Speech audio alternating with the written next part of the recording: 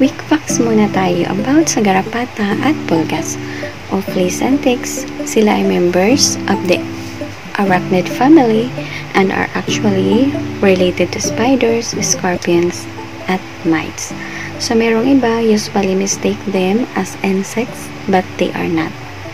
When a tick first attaches to pet, it is very small, so napakaliit lang ng parasites na ito and will spend some time sucking blood before injecting enough toxins to cause signs of illness. Ang parasite na ito ay parang vampire.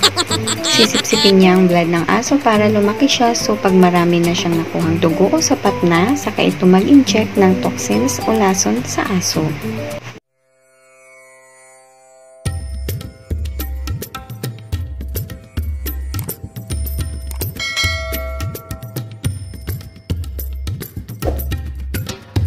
Good day mga palalabs! Kumusta po?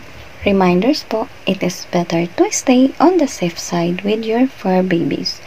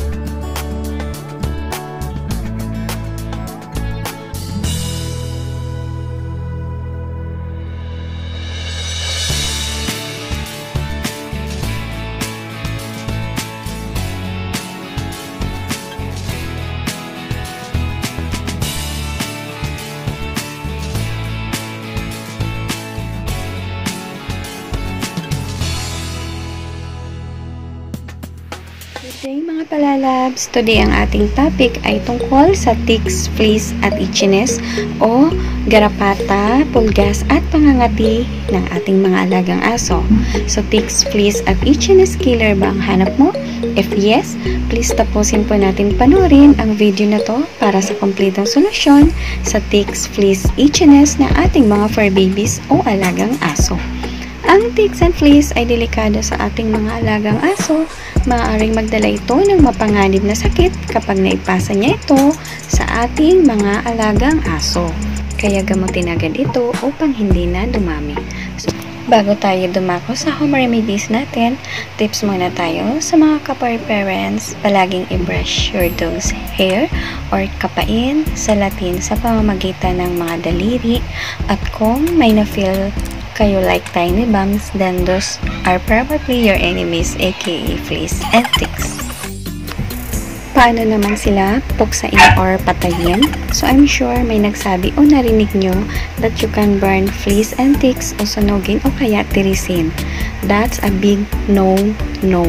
Pag ginawa mo yon, ang mouth part ng parasite na ito still remains intact on your dog at pwedeng mag-cause further infection. Isang paraan para matanggal sila is by using or gamit ang tweezers with a fine point to ensure o makasiguro that even their mouth gets disposed of or tanggal talaga ang kanilang bibig. At advice po natin is ilagay na lang sa toilet bowl, then i-flush or ilagay sa bote na may konting gas, pwede rin sabon or sunrocks. So again mga palalabs, palagi po nating pinapaalala na huwag pong babaliwalain or i-ignore, gamutin po agad. So prevention is better than cure. Search your pet everyday for ticks kahit na meron siyang tick preventative products na in-apply.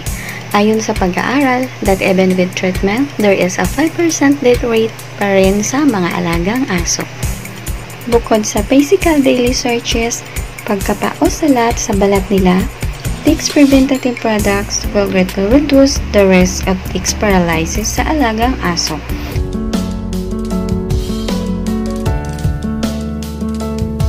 So mag-start na po tayo mga palalab sa ating home remedies. Madali lang pong gawin ito, samahan ng tiyaga at pagmamahal. mabisang gamot sa ticks, fleas, at itchiness. Sundin lang po ang ating mga procedure. Mix 1 cup of cornstarch, 1 cup of baking soda, and 1/4 cup of Sevin powder.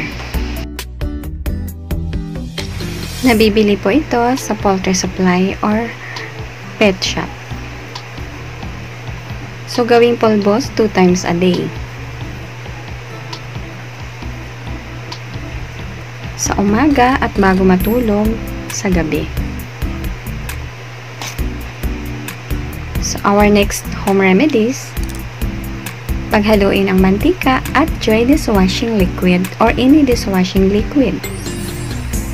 Ibabad sa katawan ng 10 minutes bago banlawan.